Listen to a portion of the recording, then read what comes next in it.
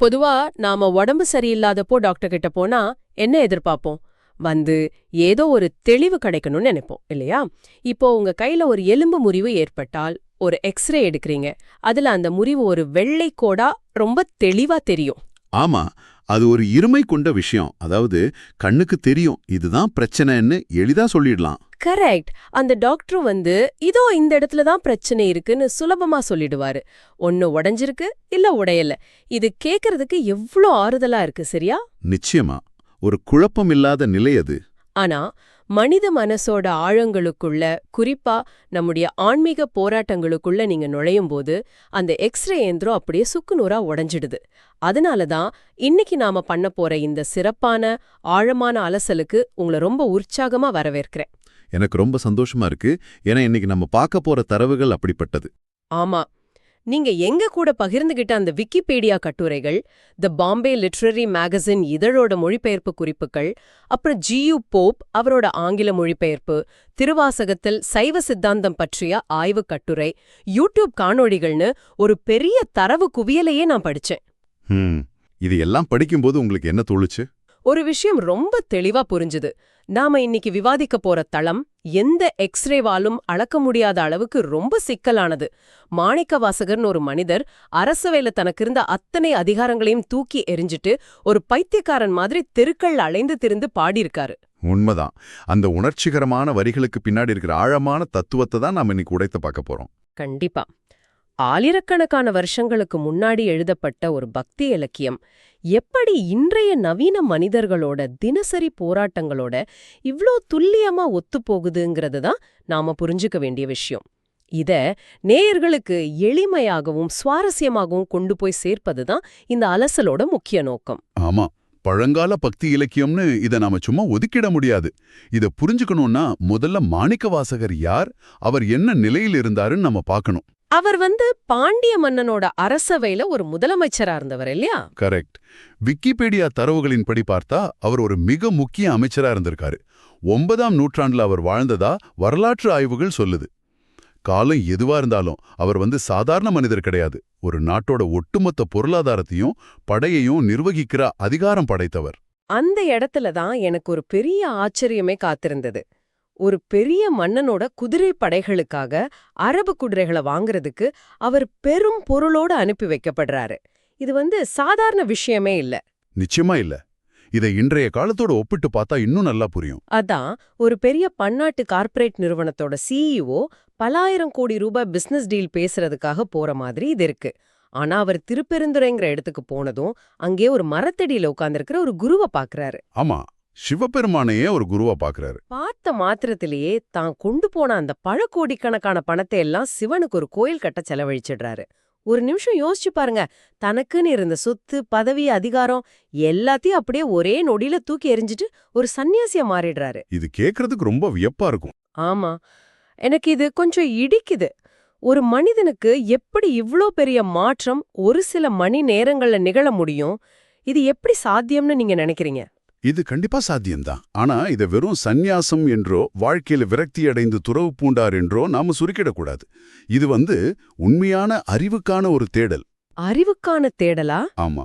Wikipedia குறிப்புகள்ல Ramana மகரிஷி இதை பற்றி ரொம்ப அழகா விளக்குறாரு. ஒரு பிரகாசமான ஒளியோடு இணைந்து முக்தி அடைந்த கணமா அதை அவர் பார்க்கறாரு. அதாவது அந்த நொடியில மாணிக்கவாசகர் உலகத்தோட நிலையாமையை முழுமையா உணர்ந்துட்டார். ஓ, அதாவது இது வரைக்கும் எதை நிஜம்னு நம்பிட்டு இருந்தாரோ அது எல்லாமே வெறும் மாயைன்னு அவருக்கு உரைச்சிடுச்சுன்னு சொல்றீங்க. சரியா சொன்னீங்க. ஆனா அது எப்படி திடீர்னு உரைக்கும்? அது வரைக்கும் அவருக்கு மூளை வேலை செய்யலையா? அவர் பெரிய அமைச்சர் இல்லையான்னு நீங்க கேட்கலாம். ஆமா, எனக்கும் அதே கேள்விதான் வருது. அறிவுங்கிறது தகவல்களை சேகரித்து வச்சுக்கிட்டு பகுத்தாராயிருது.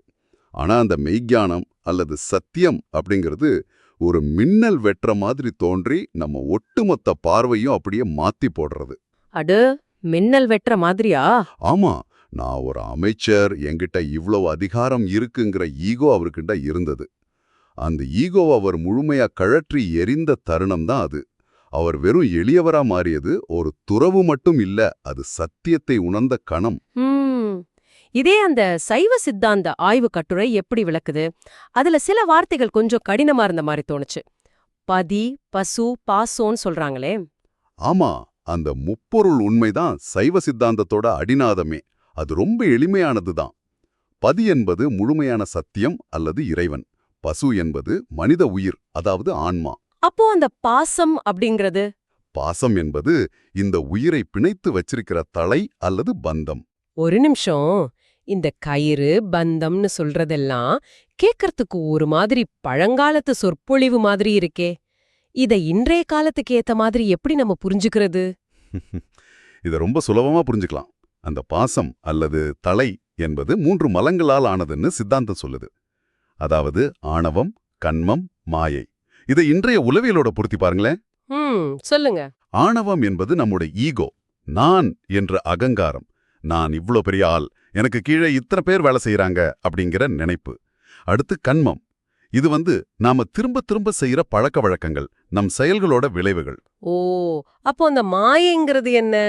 மாயை என்பது இந்த சமூகம் நமக்கு காட்டுற ஒரு மிகப்பெரிய பொய்த்தோற்றம். அதாவது இன்னொரு பெரிய கார் வாங்கினா நிம்மதி கிடைச்சிடும், இன்னொரு பெரிய பதவியில உட்கார்ந்தா சந்தோஷம் வந்துரும்னு நாம நம்புறோமே, அந்த உளவிய மாயை. வாவ், இந்த உளவியல் ஒப்பீடு ரொம்பவே தெளிவா இருக்கு.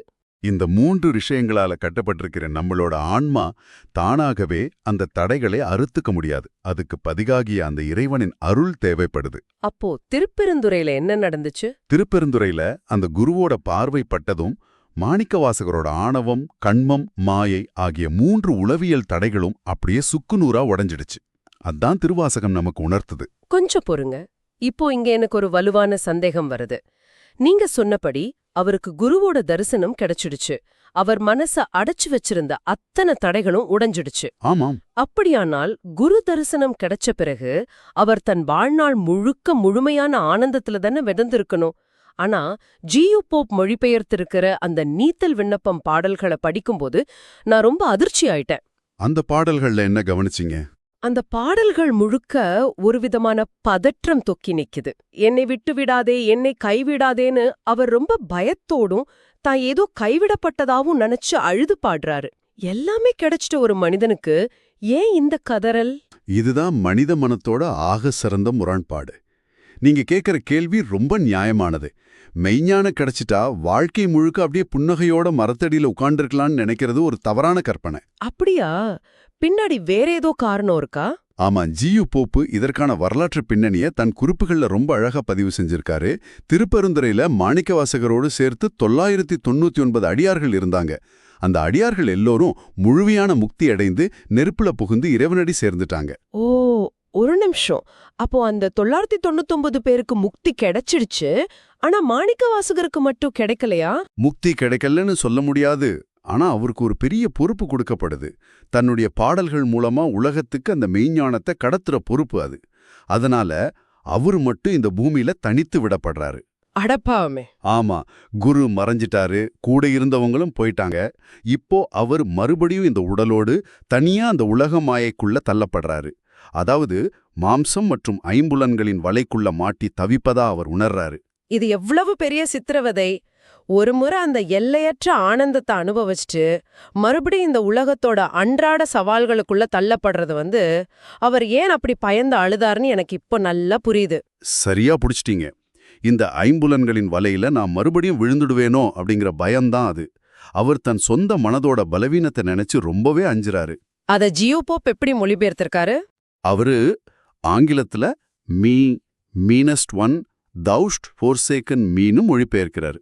அதாவது, உன்னோட அந்த 999 அடியார்களை கூட்டிட்டு போயிட்டியே, வஞ்சகமும் மாயையும் நிறைந்த இந்த மனசை கொண்ட என்ன மட்டும் ஏன் தனியா விட்டுட்டு போனன்னு அவர் தவிக்கிறாரு. இந்த தவிப்பு சாதாரண மனிதர்களாகிய நமக்கும் வரக்கூடியது தானே? கண்டிப்பா. நாமளே சில நேரங்கள்ல ஒரு பெரிய தத்துவ புத்தகத்தை படிச்சுட்டு இனிமே கோவப்படவே கூடாது, ரொம்ப தெளிவா வாழப்போறோம்னு ஒரு முடிவெடுப்போம். ஆனா அடுத்த சில நாட்கள்லயே மறுபடியும் பழைய தவறுகளுக்கே திரும்புவோம் இல்லையா? அந்த மனதோட சறுக்கல் தான் அவர் அப்படி பாட வச்சது. ஆமா.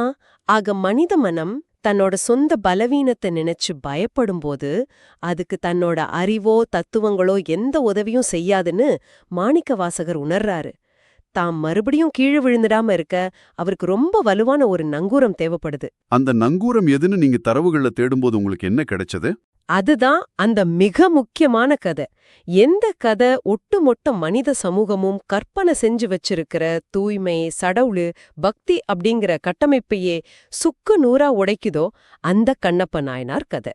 இதத்தான் நம்ம ஒரு சிறப்பான கதை வடிவ விளக்கமா பார்க்க போறோம். ஆமா, திண்ணன் அப்படிங்கிற ஒரு வேடனோட கதை ஜியு போப் தன் குறிப்புகள்ல இதை விவரிக்கும் போது இதுதான் தூய்மையான அன்பின் உச்சம்னு சொல்றாரு. நிஜமாவே இந்த கதை எனக்கு ஏற்படுத்தின அதிர்ச்சியிலிருந்து நான் இன்னும் வெளியில வரல. நீங்களும் இந்த கதையை கொஞ்சம் ஆழமா கவனிச்சு பாருங்க. திண்ணன் என்பவன் காட்டுல வேட்டையாடி வாழ்றவன். அவனுக்கு வேதங்கள் தெரியாது, ஆகமங்கள் தெரியாது. காளஹஸ்தி மலையில உள்ள சிவலிங்கத்தை அவன் தற்செயலா பார்க்கறான். பார்த்ததும் என்ன நடக்குது? பார்த்த மாத்திரத்திலேயே அவனுக்குள்ள எந்த விதமான எதிர்பார்ப்பும் இல்லாத ஒரு மூர்க்கமான அன்பு பிறக்குது. ஆனா அவன் தன் அன்பை வெளிப்படுத்துற விதம் இருக்கே, அது ரொம்பவே கடுமையானது. அந்த முறுக்கத்துல தான் உண்மையான பக்தி ஒளிஞ்சிருக்கு. அவனுக்கு தெரிஞ்சதெல்லாம் அந்த லிங்கத்துக்கு பசிக்குமே அப்படிங்கிறது மட்டும்தான். அந்த வேடன் லிங்கத்துக்கு எப்படி அபிஷேகம் செய்றான் தெரியுமா? ஆத்துல இருந்து தான் வாயில தண்ணீரை குடிச்சு கொண்டு வந்து லிங்கத்தின் மீது தன் எச்சில் வாயால உமிழ்ந்த அபிஷேகம் பண்றான். ம், அதோட நிக்கல. இறைவனுக்கு அவன் படைக்கிற உணவு எப்படிப்பட்டது? தான் வேட்டையாடிய பன்றி இறைச்சிய நெருப்புல சுட்டு தான் வாயில போட்டு மென்று சுவைத்து பார்த்து இது நல்லா இருக்கு, மிருதுவா இருக்குன்னு தேர்ந்தெடுத்த இறைச்சிய தன் எச்சில் கையால லிங்கத்தின் முன் வைக்கிறான். இது கேக்குறதுக்கே கொஞ்சம் உறுத்தலா இருக்கும் சிலருக்கு. இன்னும் இருக்கு. லிங்கத்தின் மேலே இருக்கிற பழைய பூக்களை அகற்றுவதற்கு அவன் காட்டுல நடந்து தேய்ந்த தன் செருப்பு அணிந்த காலால லிங்கத்தை துடைக்கிறான். இதை கேட்கும்போதே எனக்கு ரொம்ப மூர்க்கமா தோணுச்சு. இன்றைய உலகத்துல ஒரு கோயிலுக்குள்ள இப்படி யாராவது செஞ்சா என்ன நடக்கும்னு கற்பனை செஞ்சு பாருங்க. வழிபாட்டு முறைகள், தூய்மைங்கிற கட்டமைப்பு எல்லாமே இங்க உடைக்கப்படுது. அதுதான். ஒரு புறமும் இப்படிப்பட்ட ஒரு மூர்க்கமான அன்பு இருக்கு. மறுபுறம் அந்த லிங்கத்துக்கு தினசரி ஆகம விதிகளின்படி பூஜை செய்யற சிவகோசரியார் அப்படிங்கிற தூய்மையான பிராமணரோட பக்தி இருக்கு. இரண்டு முரண்பட்ட உலகங்கள். ஆமா, அந்த முரண்பாட்டை நாம ரொம்ப நுட்பமா கவனிக்கணும். சிவகோசரியார் வேதங்களை முழுமையா கற்றவர். அவர் இந்த அசுத்தங்களை பார்த்து பதறிப் போறாரு. யார் இந்த மாமிசத்தையும் எச்சிலையும் உன் மேல வீசியதுன்னு சொல்லி சிவபெருமான் கிட்ட முறையிடுறாரு. அப்போ இறைவன் என்ன சொல்றாரு? சிவபெருமான் அவர் கனவுல தோன்றி அவனுடைய செயல்கள் எல்லாம் அசுத்தங்கள் இல்ல, அது எனக்குள்ள இருக்கிற அன்பின் வெளிப்பாடு. அவன் வாயில உமிழ்ந்த நீர் எனக்கு கங்கை நீரை விட புனிதமானது. அவனுடைய சிறப்பு கால் எனக்கு என் மகன் முருகனோட கைகள் மாதிரி இருக்கு. நாளைக்கு நீ மறைந்திருந்து அவனோட அன்பை பார்ன்னு சொல்றாரு. அந்த இறுதி பரீட்சை, அத நினைச்சாலே எனக்கு சிலிர்க்குது. அடுத்த நாள் சிவகோசரியார் மறைந்திருந்து பாக்குறாரு. திண்ணன் ஓடோடி வர்றான். ஆனா லிங்கத்தின் ஒரு கண்ணிலிருந்து ரத்தம் வடியத் தொடங்குது. திண்ணன் துடிதுணித்து போறான். ஆமா, அவனுக்கு என்ன செய்யறதுனே தெரியல. பச்சிலைகளை கொண்டு வந்து வைக்கிறான், ரத்தம் நிக்கல. உடனே கொஞ்சம் கூட யோசிக்காம தன்னுடைய அம்பை எடுத்து தன் வலது கண்ணை தோண்டி எடுத்து லிங்கத்தோட ரத்தம் வடியும் கண்ணுல பொருத்துறான். ரத்தம் நிக்கிது. ஆனா அடுத்த வினாடியே லிங்கத்தோட மறுகண்ணிலும் ரத்தம் வடிய தொடங்குது. அத பார்த்து தின்னும் இப்போ தன் மறுகண்ணையும் தோண்ட தயாராகிறான். ஆனா அவனுக்கு ஒரு சந்தேகம் வருது. என்னோட இரண்டு கண்களும் போயிட்டா லிங்கத்தின் கண் எங்கே இருக்குன்னு எனக்கு எப்படி கண் தெரியாத நிலையில கண்டுபிடிக்க முடியும்னு யோசிக்கிறான். இந்த இடத்துல தான் அவனோட அன்போட உச்சத்தை நம்ம பாக்குறோம். ஆமா. அதனால தன் செருப்பணிந்த காலை தூக்கி லிங்கத்தின் ரத்தம் வடியும் கண்ணின் மேல அடையாளமா அழுத்தமா வச்சுக்கிட்டு தன் இரண்டாவது கண்ணை தோண்ட அம்பை எடுக்கிறான். அப்போதான் நில்லு கண்ணப்பா அப்படின்னு சிவனே நேரில் தோன்றி அவனை தடுத்து ஆட்கொள்றாரு. தன் கண்ணையே தோண்டி வச்சதால அவன் கண்ணப்பனாகிறான். உண்மையிலேயே நிகழ்ச்சியான கதை. ஒரு நிமிஷம் எல்லாமே உறைந்து போயிடுச்சு எனக்கு. சடங்குகள், விதிகள், தூய்மைன்னு நாம உருவாக்கி வச்சிருக்கிற அத்தனை கட்டமைப்புகளையும் இந்த கதை அப்படியே சுக்குநூறா உடைக்குதே. இதுதான் வல்லுநர்கள் சொல்ற முக்கியமான தொகுப்புரை. சடங்குகளை விட, ஆகமங்களை விட உண்மையான சமரசமில்லாத அன்பே இறைவனுக்கு முக்கியம்னு இந்த கதை காட்டுது. தன்னை முழுமையாக அழித்துக் கொள்வது இதுதான். இப்போ எனக்கு நல்ல புரியுது இந்த கண்ணப்பனோட கதையை ஏன் மாணிக்கவாசகர் தன் பாடல்கள்ல கொண்டு வராருன்பதற்கான விடை எனக்கு கிடைச்சிடுச்சு. ஆமா, திருக்கோத்தும்பி அப்படிங்கிற பகுதியில மாணிக்கவாசகர் இதே பாடுறாரு. கண்ணப்பன் ஒப்பதோர் அன்பின்மை கண்டபின்னு பாடுறாரு. தன்னிடம் இல்லைன்னு அவர் ஃபீல் பண்றாரா? கரெக்ட். ஒரு அமைச்சரா இருந்த தனக்கு ஒரு சாதாரண வேடனுக்கு இருந்த அந்த ஆழமான மூர்க்கமான பக்தி இல்லையேன்னு அவர் தன்னை ரொம்ப தாழ்த்திக்கிறார். அந்த ஆன்மீக சரணடைதல அவர் ரொம்ப அழகா வெளிப்படுத்துறாரு. சரி, இப்போ நீங்க சொன்ன அந்த திருக்கோத்தும்பி பகுதிக்கு வருவோம். அந்த யூடியூப் தரவுகளும் சரி, த பாம்பே லிட்ரரி மேகசின் கட்டுரையும் சரி, இதையே விரிவாக பேசுது. திருக்கூத்தும்பி அப்படின்னா அரச வண்டுன்னு தரவுகள்ல இருக்கு. எனக்கு ஒரு கேள்வி, ஏன் வண்டு, அதிலும் குறிப்பா அரச வண்டு அப்படிங்கிற குறியீடு ஏன் இங்க பயன்படுத்தப்படுது? இது ரொம்ப சுவாரஸ்யமான கேள்வி. சாதாரண வண்டுகள் எப்படிப்பட்டதுன்னு உங்களுக்கு தெரியுமா? அது எல்லா பூக்கள்லயும் போய் உட்காரும். ஆமா, கண்ணில படும் எல்லா பூக்கள்லயும் அது அமர்ந்து தேன் குடிக்கும். கொஞ்சமா ஒரு திணையளவு தேன் கிடைச்சா கூட அது திருப்தி அடைஞ்சிடும். ஆனா அரச வண்டு அப்படி இல்ல. அது மிகச் சிறந்த உயர்ந்த பூவை மட்டுமே தேடிச் செல்லும். ஓ, அதனாலதான் அரச வண்டா? ஆமா, மாணிக்கவாசகர் மனித ஆன்மாவ அந்த அரச வண்டோடு ஒப்பிடுறாரு. ஏன் அரச வண்டே, நீ சிறு சிறு பூக்கள்ல போய் தேன் குடிக்காத, தேவர்களுக்கே எட்டாத சிவபெருமானின் திருவடி தாமரை ஆகிய அந்த பேரின்பத்தை மட்டுமே நாடி செல்லுன்னு அவர் வண்டுக்கு கட்டளையிடுற மாதிரி பாடுறாரு. இத படிக்கும்போது எனக்கு ஒரு மிகப்பெரிய புரிதல் ஏற்பட்டது. அதாவது மாணிக்கவாசகர் இங்க ஏதோ ஒரு வண்டு கிட்ட பேசல, அவர் தன் சொந்த மனசுகிட்டே பேசுறாரு இல்லையா? நிச்சயமா. என் மனமே, நீ ஏன் ஒரு அற்பமான பூச்சிய போல பணம், பதவி, உலக ஆசைகள்னு சிறிய சிறிய பூக்கள்ல கிடைக்கிற தற்காலிக சந்தோஷங்களை தேடி அலையற? நீ ஒரு அரச வண்டு, அந்த பேரின்பத் தேனை மட்டுமே தேடுன்னு தனக்குத்தானே சொல்லிக்கிறாரு. மிகச்சரியான புரிதல். பாம்பே லிட்ரரி மேகசின் கட்டுரையில இதையே மறைபொருள், அதாவது வெயில்டு மீனிங் அப்படிங்கிற கவிதை உத்தியா குறிப்பிடுறாங்க. வெளிப்படையா பார்த்தா ஒரு வண்டுகிட்ட பேசுற மாதிரி இருக்கும். ஆனா ஆழமா பார்த்தா அது மனித ஆன்மாவோட தீராத தாகத்தை பற்றிய விவாதம். வாவ், இது இன்றைய காலத்து மனிதர்களுக்கும் எவ்வளவு கச்சிதமா பொருந்துது பாருங்க. நாம ஒரு சின்ன பாராட்டுக்காகவோ கொஞ்சம் பணத்துக்காகவோ நம்ம நேரத்தை அற்பமான பூக்கள்ல தொலைச்சிட்டு இருக்கோம். உண்மைதான். இந்த உலகளாவிய ஆன்ம தேடல, அந்த வலிய இசையமைப்பாளர் இளையராஜா அவர்கள் ரொம்ப சரியா புரிஞ்சுக்கிட்டாருன்னு சொல்லணும். விக்கிபீடியா தரவுல அந்த வரலாற்று தகவலும் இருக்கு. ஆமா, 2005ஆம் ஆண்டு வெளியான திருவாசகமின் சிம்பனி, இளையராஜா அவர்கள் புடாபெஸ்ட் சிம்பனி ஆர்கெஸ்ட்ராவோடு இணைஞ்சு இத பிரம்மாண்டமான ஒரு உலகளாவிய இசை வடிவமா மாத்தினாரு. ஆமா, ஒராட்டோரியோ அப்படிங்கிற சிம்பனி வடிவத்துல இந்தியாவிலேயே உருவாக்கப்பட்ட முதல் படைப்பு அதுதான். ரிச்சர்ட் ஸ்வாஸ் அப்படிங்கிற அமெரிக்க பாடலாசிரியர் இதுக்கு ஆங்கில வரிகளை எழுதியிருக்காரு. இது ஏன் அவ்வளோ முக்கியம்னா, மாணிக்கவாசகரோட அந்த பேரன்ப தேடலையும் அவர் படும் அகப்போராட்டத்தையும் அந்த பிரம்மாண்டமான மேற்கத்திய இசையோட கேட்கும்போது அது வெறும் ஒரு மதத்தின் பாடலாக சுருங்கிடுறது கிடையாது. அது ஒரு மனிதன் தன்னுள் நடத்தும் மாபெரும் யுத்தத்தின் ஒளிவடிவமா மாறிடுது. அதுதான் திருவாசகத்தோட தனித்துவமான வெற்றி. பதி, பசு, பாசம் போன்ற மிகப்பெரிய தத்துவங்களை ஒரு வேடனின் கண்ணீர் மூலமாகவும் ஒரு அரசவண்டின் தேடல் மூலமாகவும் அது உலகளாவே உணர்வா மாற்றிடுது. கண்டிப்பா, அறிவாலோ சடங்குகளாலோ மட்டுமே சத்தியத்தை அடைந்துவிட முடியாது. கண்ணப்பனை போன்ற நிபந்தனையற்ற அன்பே அதற்கான திறவுகோல் என்பதை நம்ம உறுதியா புரிஞ்சுக்க முடியுது. 100க்கு 100 உண்மை. ஒரு எலும்பு முறிவை காட்டும் எக்ஸ்ரேவை வச்சு தொடங்கிய நம்முடைய இந்த உரையாடல் இப்போ மனித மனசோட மிக ஆழமான ஒரு தளத்துக்கு வந்து சேர்ந்திருக்கு. 1000 ஆண்டுகளுக்கு முன் எழுதப்பட்ட இந்த திருவாசகம் மனிதனின் அறியாமை, அகங்காரம் மற்றும் மெய்ஞான தேடலை எவ்வளவு ஆழமா பதிவு செஞ்சிருக்குன்னு நீங்க கேட்டிருப்பீங்க. ஆக நேயர்களே, உங்களுக்கான இறுதி சிந்தனை இதுதான். நாளை காலை நீங்க கண் விழித்து உங்களுடைய அவசரமான அன்றாட வாழ்க்கைக்குள்ள நுழையும்போது ஒரு நிமிஷம் யோசிங்க. நாம ஒவ்வொருவரும் ஏதோ ஒரு தேடல்ல ஓடிக்கிட்டு இருக்கிற வண்டுகள் தான். ஆனா உங்கள் ஆன்மா நாடி செல்லும் அந்த உண்மையான தேன் எது? ரொம்ப ஆழமான கேள்வி இது. ஆமா, சில நேரங்கள்ல நாம அடைய வேண்டிய உச்சபட்ச சத்தியத்தை விட்டுட்டு மிகச் சிறிய, எளிதில் வாடிவிடக்கூடிய உலக பூக்கள்ல நம் நேரத்தை தொலைத்துக் கொண்டிருக்கிறோமா? சிந்தியுங்கள். மீண்டும் இன்னொரு சிறப்பான அலசலில் சந்திப்போம்.